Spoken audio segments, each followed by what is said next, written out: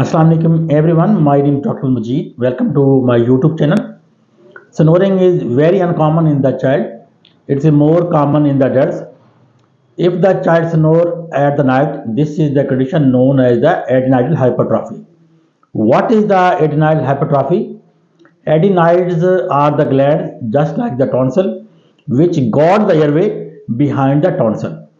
If these adenoids enlarge, this obstructs the airway and child snore at the night.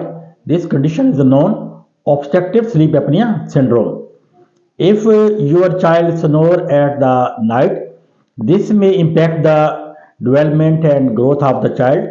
Child may lose his performance, and even this can affect the facial anatomy. If your child snore at the night, immediately go to the doctor for medical help. Thank you very much for watching this video.